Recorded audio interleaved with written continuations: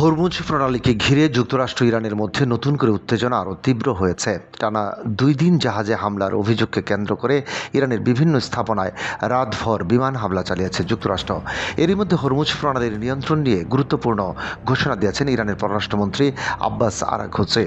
রোববার প্রকাশিত আল জাজিরার এক প্রতিবেদনে তার বক্তব্য তুলে ধরা হয়েছে। আরাঘচি জানিয়েছেন, আগামী 30 দিন হরমুজ প্রণালী সম্পূর্ণভাবে ইরানের তত্ত্বাবধান ও নিয়ন্ত্রণে থাকবে।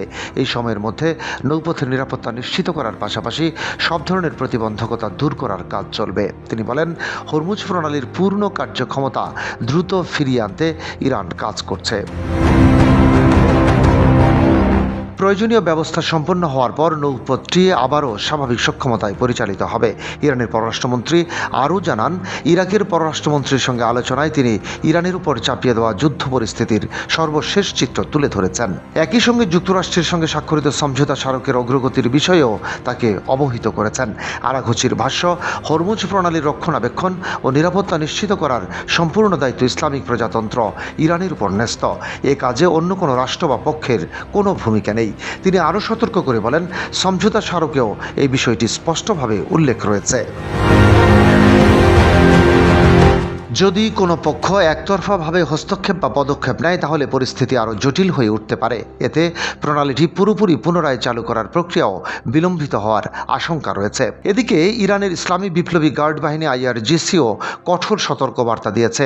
এক বিবৃতিতে বাহিনীটি বলেছে, চুক্তি অনুযায়ী হরমুজ প্রণালীতে জাহাজ চলাচল নিয়ন্ত্রণের দায়িত্ব তেহরানের হাতে রয়েছে। এখন থেকে নিয়ম লঙ্ঘনকারী জাহাজের বিরুদ্ধে আগের তুলনায় আরও কঠোর ব্যবস্থা নেওয়া হবে। IRGC আরও হুঁশিয়ারি দিয়ে বলেছে, মার্কিন হামলার মতো যে কোনো অজুহাতে যদি আবার আগ্রাসনের চেষ্টা করা হয় তাহলে তার দাঁত ভাঙা জবাব দেওয়া হবে।